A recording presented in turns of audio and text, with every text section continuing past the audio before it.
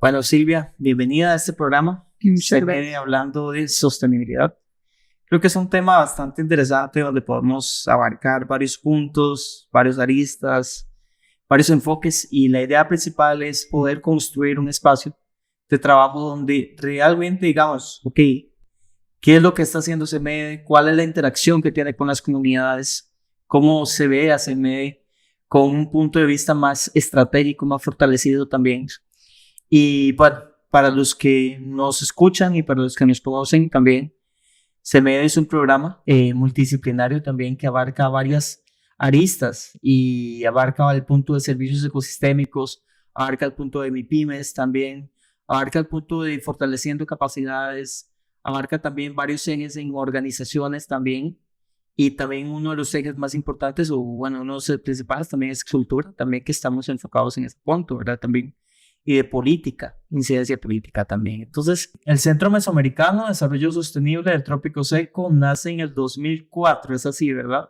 Alrededor del 2004. Realmente se creó como acuerdo del Consejo Universitario bastante más antes, pero acá se instaló en el 2004, Acá en donde la se región. creó toda esta infraestructura que de hecho eh, el convenio de préstamo que hizo la Universidad Nacional con el Banco Centroamericano de Integración Económica fue justificado en el programa CEMED.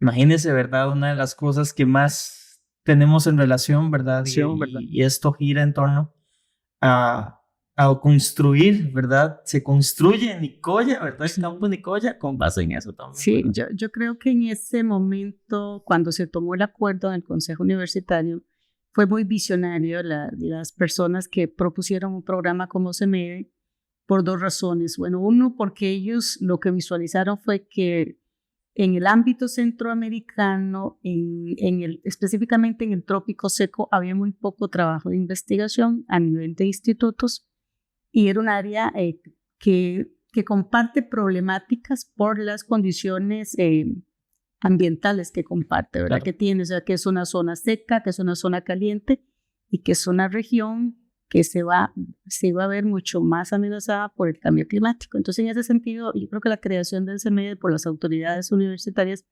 fue muy visionaria en ese sentido y segundo, que lo decidieran establecer en Nicoya, un territorio que tiene todas esas particularidades, pero que además es una de las regiones más, junto con Limón, ¿verdad?, más trazadas del país. Claro. Entonces, yo diría que CMD siempre ha sido un programa que ve hacia el futuro en términos de cómo servir a la comunidad. Entonces, cuando hablamos de CMD, no podemos dejar de hablar de comunidades. Pues, Claro. el trabajo de CMD se hace en las comunidades y se hace con las organizaciones.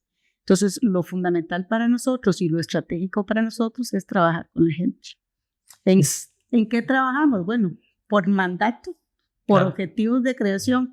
Entonces, el ambiente es nuestra principal interés, pero no solo el ambiente, porque el ambiente es el que nos permite vivir, ¿verdad? Es las personas en ese ambiente, porque al En el final lo que entorno. nos interesa es vivir, seguir viviendo, ¿verdad? Y tener calidad de vida. Cuando pensamos que el ambiente está para el servicio de las personas, nos olvidamos que si el ambiente no está para el servicio de sus propios ecosistemas naturales, pues también las personas nos vamos a ver afectados.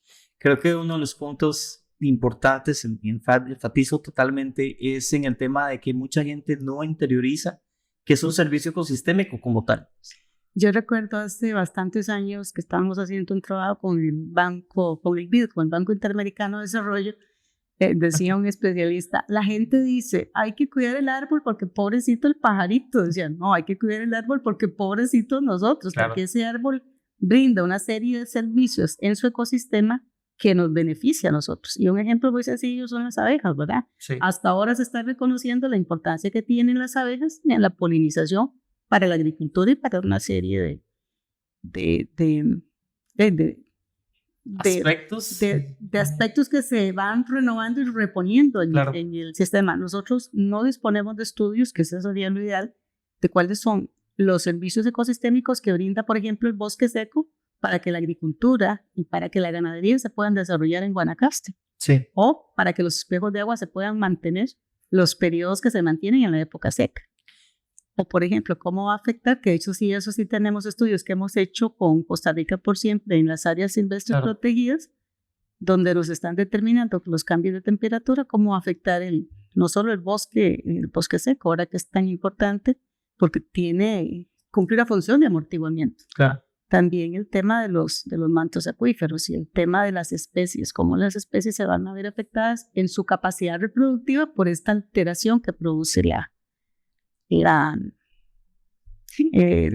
cambio climático. El cambio climático. Sí. Pero entonces cuando hablamos de alteración en los ciclos reproductivos, estamos hablando de todo. O sea, si nosotros como seres humanos se nos altera el ciclo reproductivo, nos podemos extinguir. La naturaleza es igual. Entonces esas relaciones a ese nivel de análisis, no disponemos de investigación, tratamos de avanzar con colaboración de socios estratégicos, pero realmente nosotros no tenemos dimensionado cuál es el impacto que va a tener o que está teniendo. Vean los incendios, por ejemplo, ¿cuántos incendios tenemos en Guanacaste en la época seca? Pero ¿cuánto se puede cuantificar el daño real que hace un incendio? Decimos que se quemaron tantas hectáreas, no podemos cuantificar cuál es el daño que se hace en los ecosistemas y mucho menos estamos determinando el posible efecto que tienen esos incendios en la capacidad de almacenamiento de los mantos acuíferos o en la salud de las personas por solamente estar soportando el humo. El humo, claro. Exactamente. Y por ejemplo, recientemente tuvimos, ahondando un poco en este tema, recientemente tuvimos aquí un incidente en Nicoya. Estamos hablando de que 2 semanas, en algo así, que hubo un mariscal por todo lado y fue algo terrible, ¿verdad? Y yo solamente digo como un incendio por semana. Exacto. Entonces, interiorizando ese aspecto, ¿verdad? Nosotros no interiorizamos qué es un servicio ecosistémico, qué enfatiza, cuál es el cambio climático y cuál es el énfasis que tiene esto. Y también cuál es el impacto en el cuerpo humano también y en la sociedad, ¿verdad? En el ecosistema. Bueno, yo creo que el servicio ecosistémico es el único que se hace y que lo recibimos en forma gratuita. Sí. ¿Verdad? Entonces, como lo hemos recibido en forma gratuita, no somos capaces de dimensionar el valor que tiene. Exacto. Entonces, creo que, bueno, para ahondar un poco más en este tema de los ejes estratégicos que hemos trabajado nosotros acá y ahondando otra vez detrás de cámaras, decíamos cómo podemos dimensionar, ¿verdad? En un aspecto prospectivo hacia medio, ¿verdad? Pero no solamente eso, sino enfatizar como qué podemos rescatar de las comunidades. ¿Cuál ha sido su experiencia, Silvia, como coordinadora del programa? ¿A qué te has enfrentado, ¿verdad? Constantemente en las comunidades? ¿Cuál ha sido tu lectura? Porque si hablamos en ese aspecto de la lectura de entorno, es un punto muy importante, ¿verdad? Y podemos decir un montón de cosas, ¿verdad? Podemos decir un montón de aristas y todo, pero la lectura crítica que usted puede enfatizar, y eso es un punto que sí quisiera como tocar para tomar en consideración el determinante de decir, ok, a partir de aquí partimos, tenemos una línea base para trabajar, o cómo hacer. Bueno, en el trabajo con las comunidades, yo creo que puedo hablar de mi experiencia como coordinadora del programa SEMIDE y de mi experiencia laboral, claro, porque toda la vida he trabajado en proyectos de desarrollo, entonces puedo decir que tengo casi como la edad tuya de trabajar con comunidades. Claro. ¿Y cuál es vamos a ver, cuál es el común denominador que uno encuentra en las comunidades cuando trabaja con ellas? Número uno, hay una gran cantidad de necesidades que la gente tiende a priorizar en el aspecto económico. Sí. Porque consideramos que si no resolvemos el arroz y los frijoles, entonces no tenemos resuelto nada. Entonces, como que si resolvemos el arroz y los frijoles, ya tenemos resuelto el 90% de nuestra razón de existir. Entonces, siempre hay muchas necesidades, pero las más sentidas son las que se relacionan con la parte económica. Y eso fue un fenómeno, yo diría, que hasta principios de los 2000 se mantuvo así. Después de los 2000, entonces ya empiezan las preocupaciones que además de la generación de ingresos generaba el cambio climático, porque la gente lo empezó a ver los efectos en su capacidad de producción, los que estaban en la agricultura, los que estaban en la ganadería, los que empezaron a tener esos periodos secos. Entonces resulta que empezó una nueva número en la ecuación de la preocupación de las comunidades. Entonces, ¿qué es lo que yo veo por lo menos del 2000 para acá? Que la complejidad de los problemas a los que se enfrentan las comunidades va en escalada.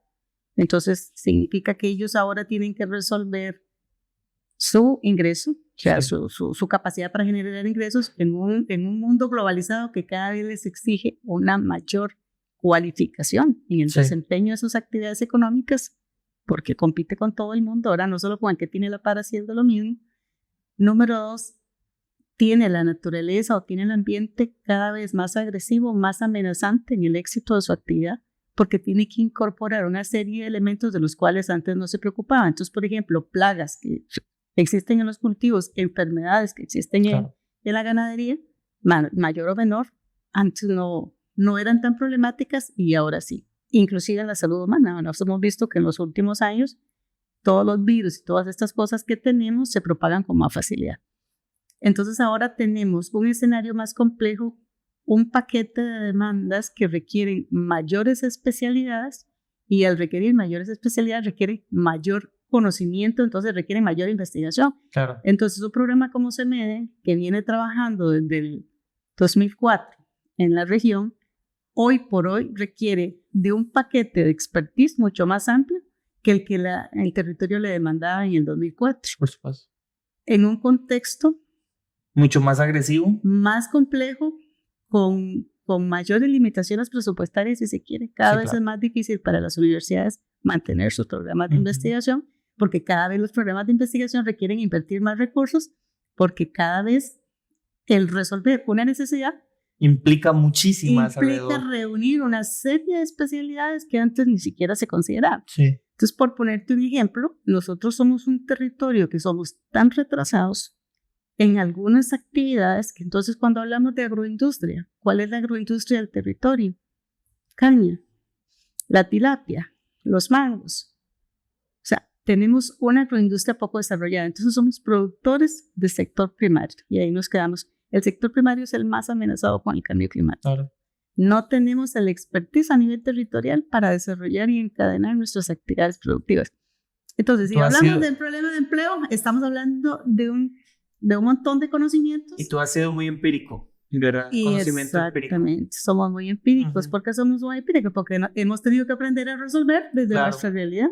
Entonces, ¿cómo se desarrolla la ganadería? Como cría de vacas, no como una actividad empresarial. Por supuesto. ¿Cómo se desarrolla la agricultura? Sembrar.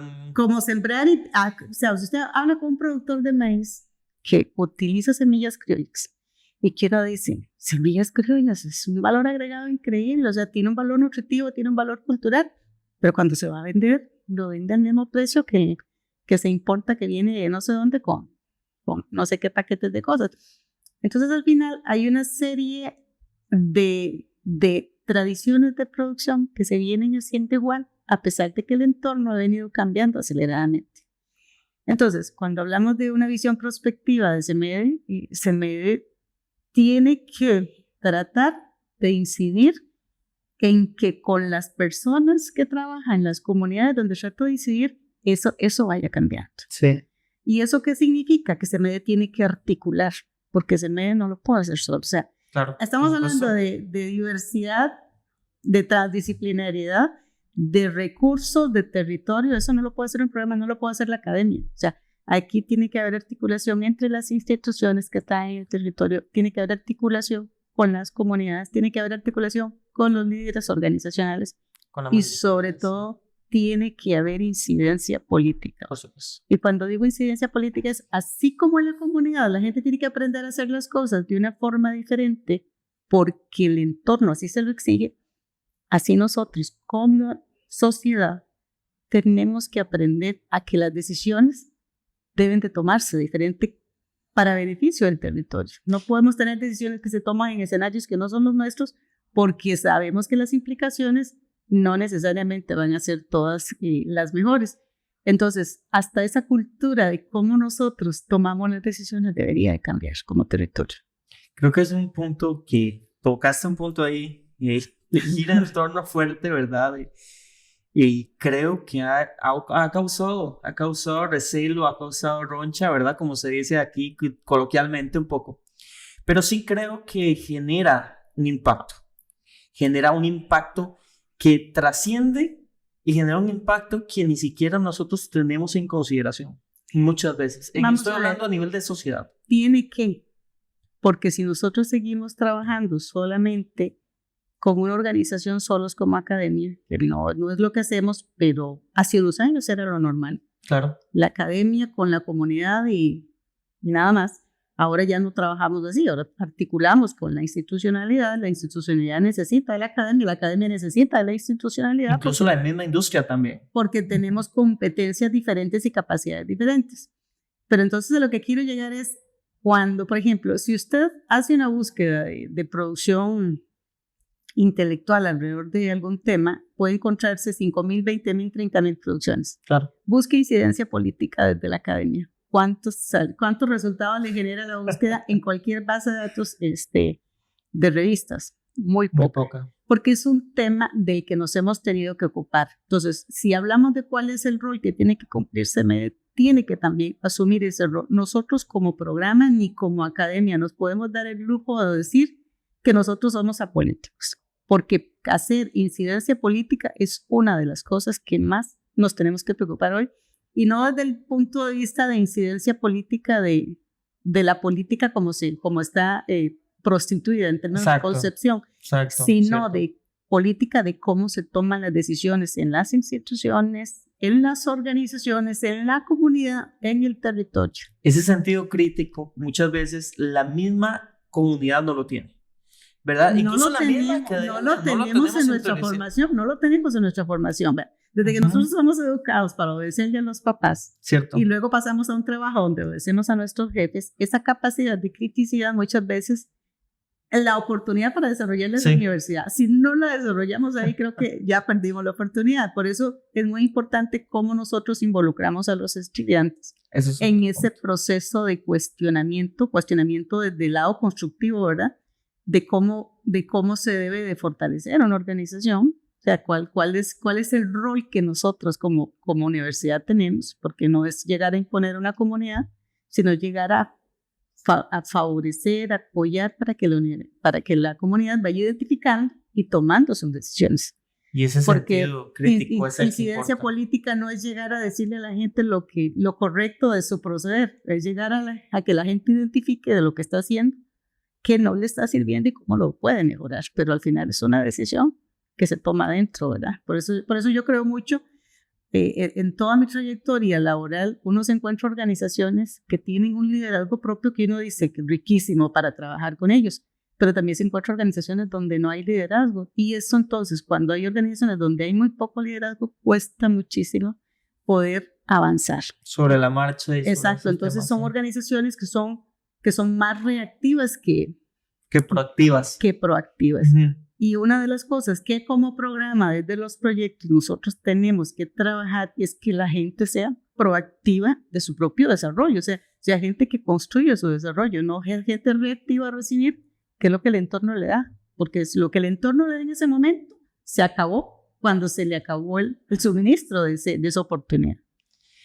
Fuerte un poco de detalle todo este tema, ¿verdad? Y cómo genera este impacto y cómo podemos generar esa coyuntura o poder decir, ok, caminamos en esta línea de perspectiva, caminamos en este enfoque, caminamos en esta parte y tener esa visión. Creo que es lo que a la región chorotega como tal le está haciendo un poco falta, estamos necesitados de esa visión constante. Ahora, yo quisiera abarcar un punto importante que es el tema de MIPYMES.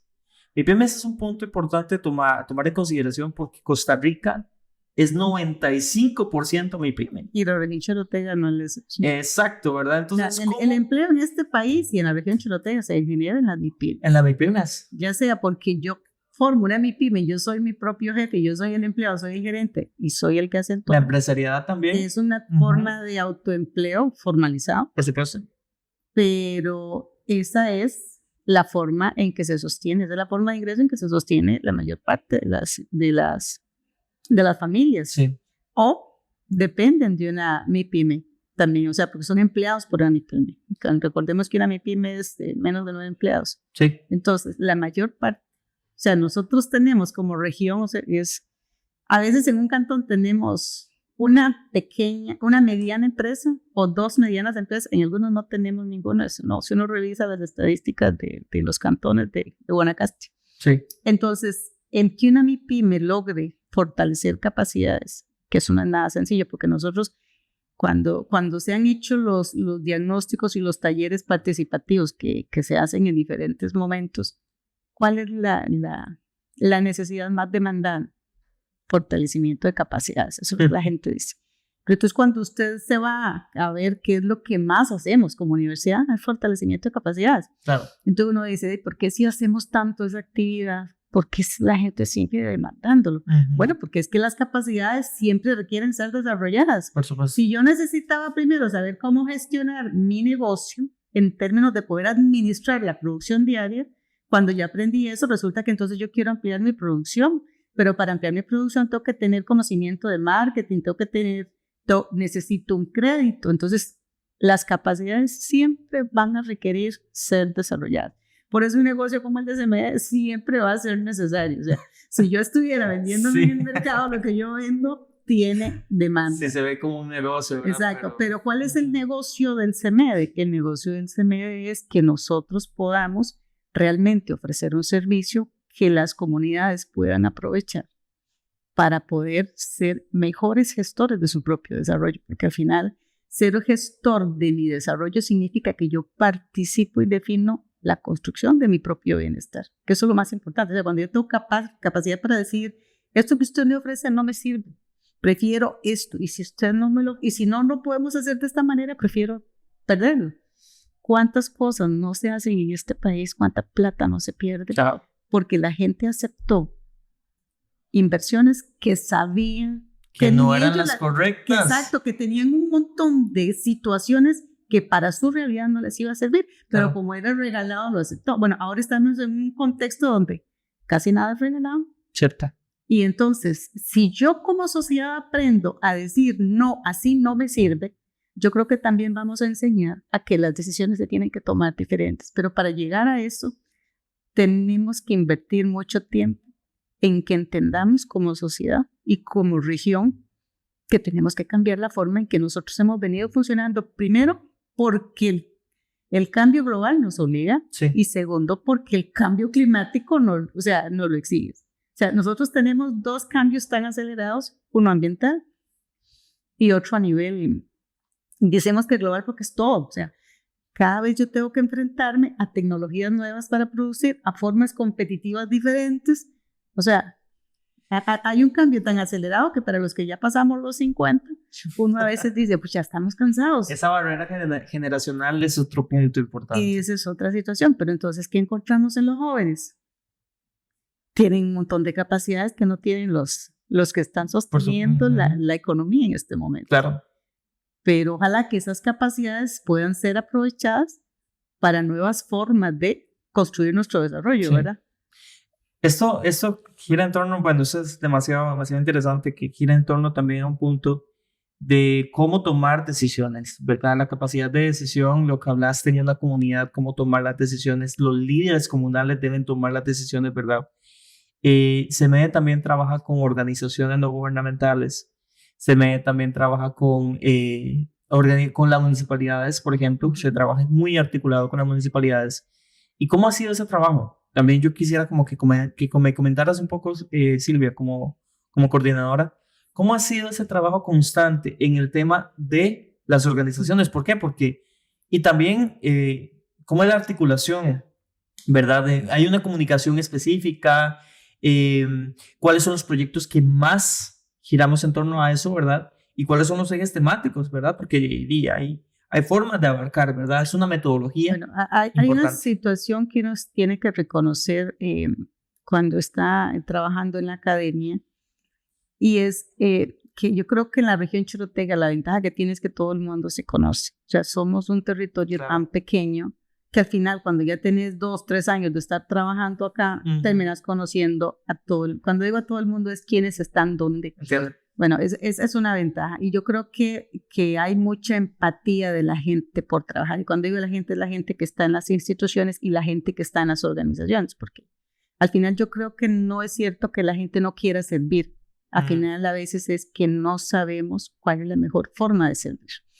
Entonces, la experiencia que nosotros hemos tenido en articulación, hay de todo, hay experiencias buenas y experiencias malas.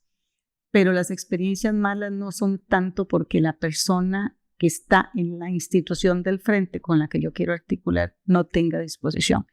A veces nos falta creatividad para poder resolver toda la limitante que la institucionalidad en sí misma impone en el quehacer.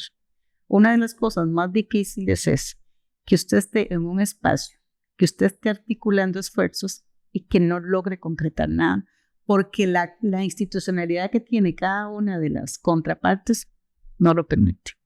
Entonces resulta que tenemos un montón de amarres administrativos claro. y de formas en que planificamos en la universidad, pero la misma situación está mi contraparte del INDERO, mi contraparte del MACO, mi contraparte de NADECO, porque resulta que ellos tienen una planificación donde en este momento se está atendiendo las solicitudes que entraron en el 2022. Entonces, si usted manda una solicitud en este momento, su solicitud se queda para el 2027. Esa es la realidad.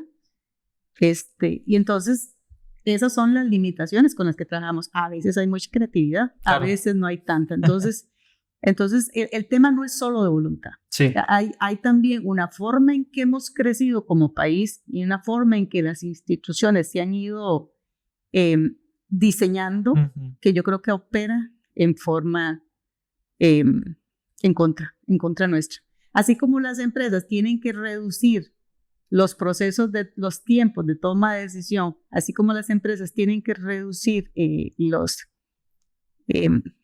tienen que volverse más ágiles, claro, con sistemas más ágiles para tomar decisiones, con sistemas de información que les permitan tomar decisiones en tiempo real. Así deberíamos de ser las instituciones, y la universidad no es una excepción. O sea, nosotros tenemos muchísimas limitaciones para tomar decisiones porque tenemos sistemas que ni siquiera se hablan. Sí. Entonces, lo mismo pasa en las instituciones. Entonces, no es posible que yo tenga, que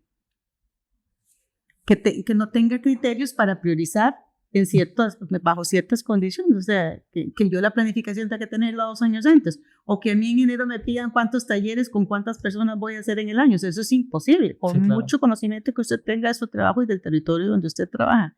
Entonces, esas camisas de fuerza que se han ido diseñando para asegurar la transparencia de los recursos, a veces afecta la efectividad del trabajo en el campo, porque la realidad en el campo es otra. Claro. Entonces, yo puedo planificar el trabajo en términos de objetivos que quiero con una organización, pero no puedo decidir hoy que con 5 talleres lo voy a lograr, porque puede ser que yo desarrolle 2 talleres y surjan cosas que son tan importantes y que no se pudieron identificar en el año anterior cuando hice la planificación o 2 años antes cuando hicimos la propuesta de proyecto. Sí. Esa es la realidad, y eso a veces cuesta mucho que se entienda. Y también el mundo y la región como tal va cambiando, va evolucionando, todo cambia. Entonces uno no puede medir en cierta manera esos aspectos, ¿verdad?, que giran en torno a eso. Entonces, como es un poco difícil, ¿verdad?, en la línea conductora, pero al final de cuentas el trabajo con las comunidades es enriquecedor. Por supuesto. Es fortalecer constantemente, es como ver yo no puedo asemejar como ver un árbol crecer, ¿verdad?, en ese aspecto para poder decir, okay. Hay una gran ventaja. La gente de las comunidades es sumamente resiliente. O sea, cuando yo hablo con los productores de semillas criollas, que estuve entrevistando a algunos el año pasado, y ellos me dicen que el año anterior perdieron la semilla porque llovió mucho en no sé qué época, entonces les nació todo, que entonces consiguieron la semilla para el año siguiente con no sé quién, y que sembraron, y resulta que hubo una sequía, que todo, o sea, entonces yo digo, ¿quién está dispuesto a volver a intentarlo para volver a perder? Y este año lo va a volver a hacer para al rato gana o al rato pierdes. Entonces, la gente de las comunidades es sumamente resiliente. Sí, claro. Por cultura somos resilientes. El tema es que lo seguimos haciendo igual.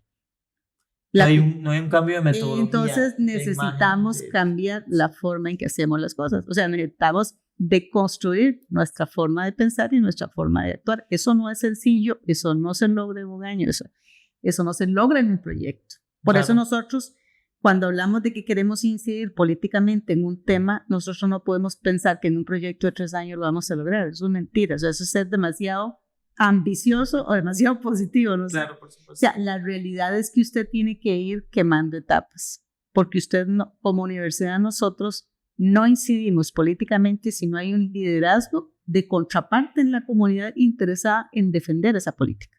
porque al final no es la universidad defendiendo a la comunidad o a la sociedad, no, es la comunidad defendiendo o presionando por sus necesidades con un acompañamiento de la universidad, pero ahí el protagonista no es la universidad, nunca lo va a hacer por más investigaciones que haga y aporte para la decisión.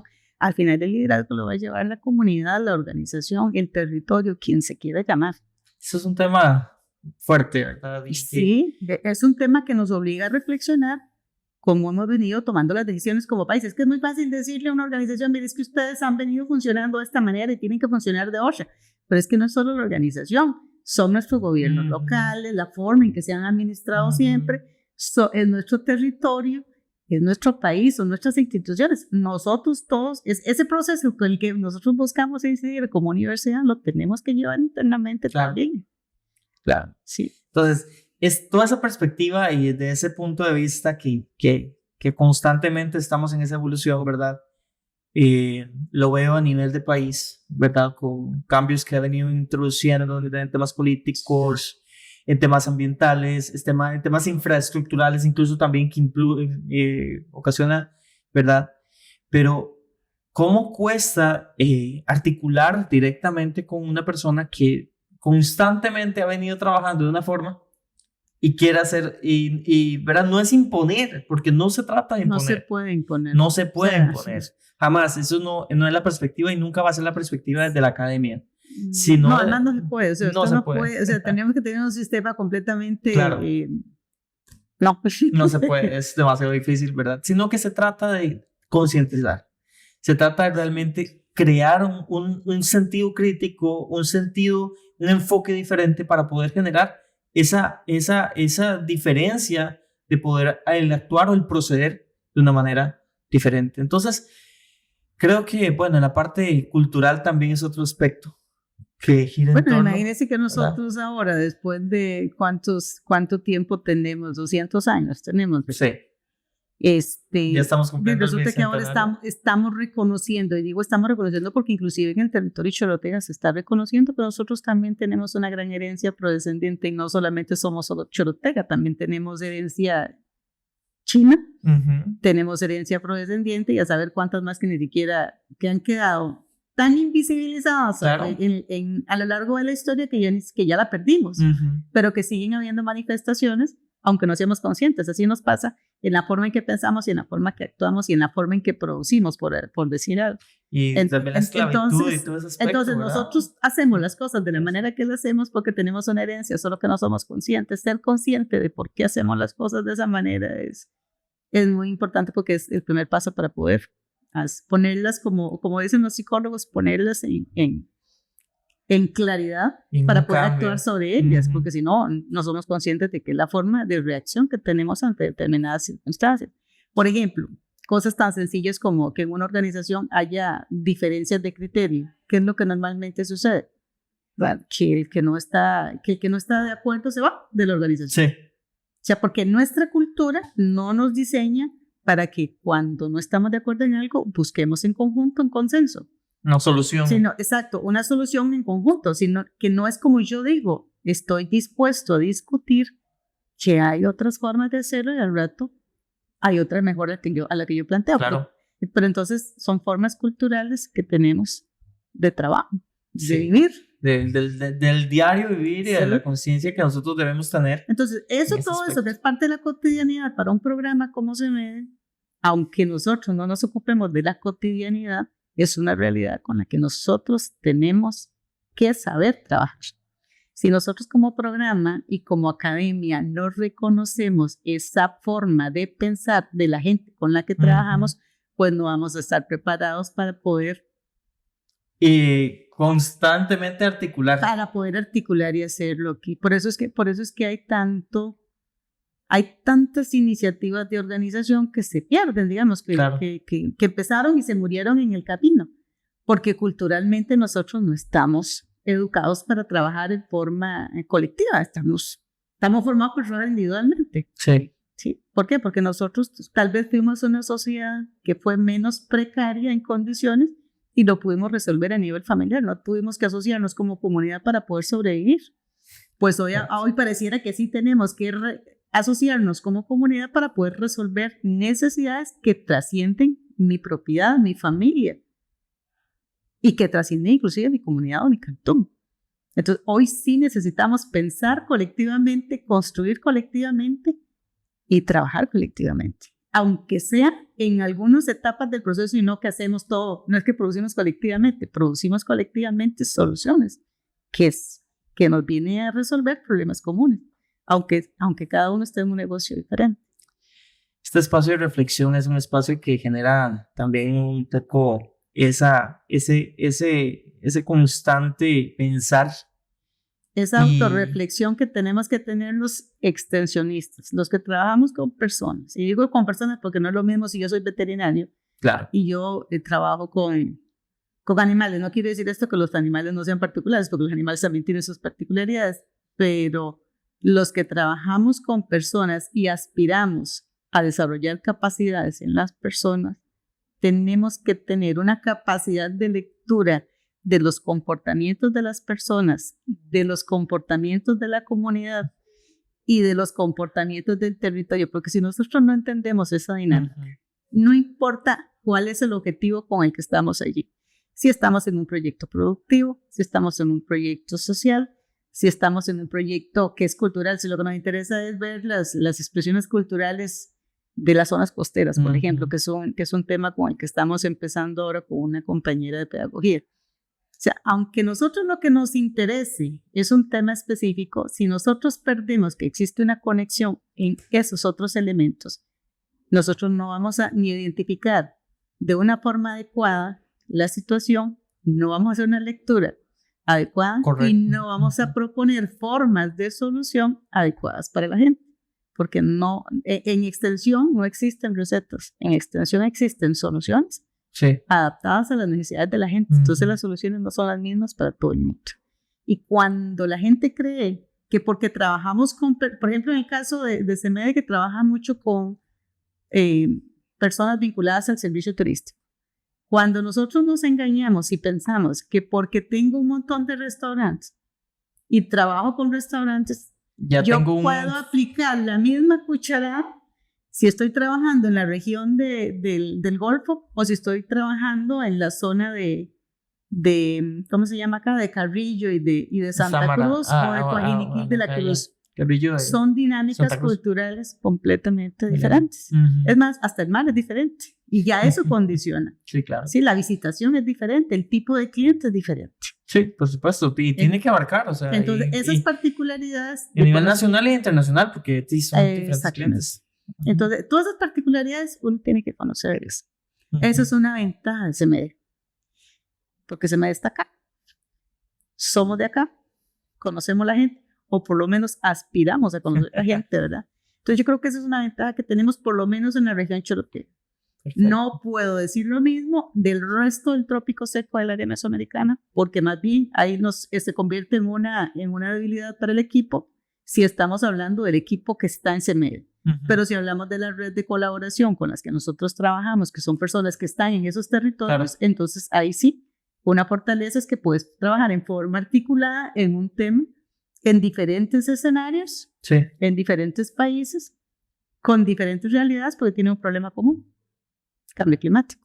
Ese es el énfasis que podemos desarrollar. Entonces, ya para ir terminando de manera de conclusión, y para los que nos escuchan por acá, les invitamos a que puedan seguir nuestras páginas web, las redes sociales del Centro Mesoamericano de Desarrollo Sostenible Trópico Seco CEMEDE, y también que nos puedan seguir también en Facebook, Instagram y también en TikTok, que prontamente vamos a estar por ahí también. Entonces, bueno, Silvia, agradecerte.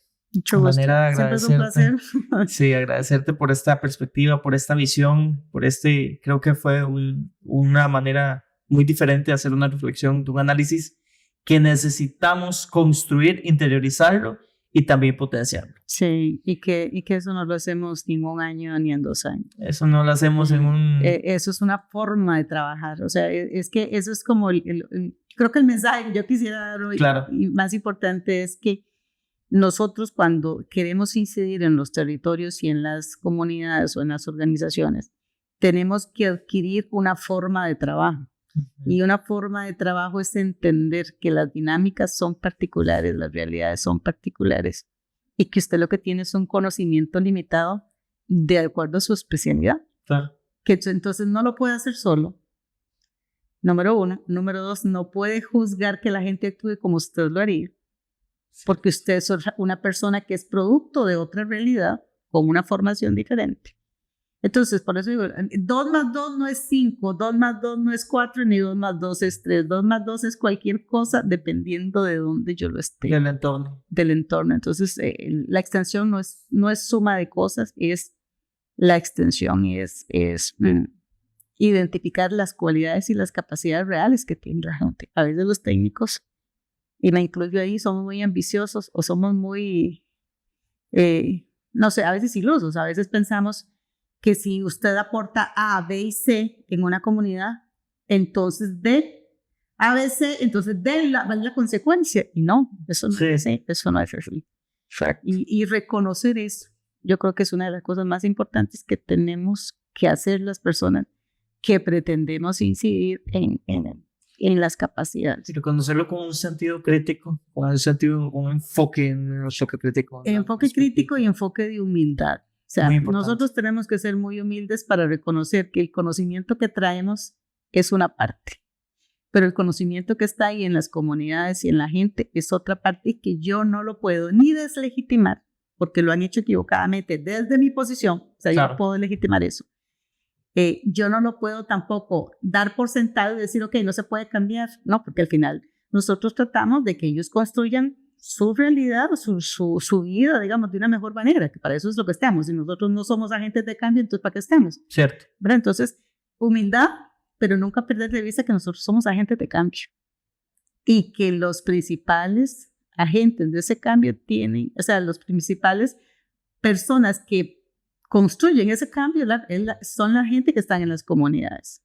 Yo tengo experiencias tan lindas en mi trabajo de situaciones que se han ido dando y de logros que la gente tiene y que les cambia la vida. Y uno dice, sí es posible. O sea, yo por eso sigo trabajando en extensión, porque yo creo en la extensión. O sea, sí es posible que la gente construya su entorno de una manera diferente, que esté diferente. Ahora, ¿qué pasa? Que como nada es estático, puede ser que usted los va a ver dentro de 15 años, están en una condición diferente, pero no está tan bien como usted pensaba que podrían estar. Porque al final esa capacidad de cambiar para acomodarme al entorno y para poder seguir siendo una persona que tiene condiciones favorables, a veces no es tan fácil, porque el entorno también nos lo hace más difícil. Sí, claro, por supuesto.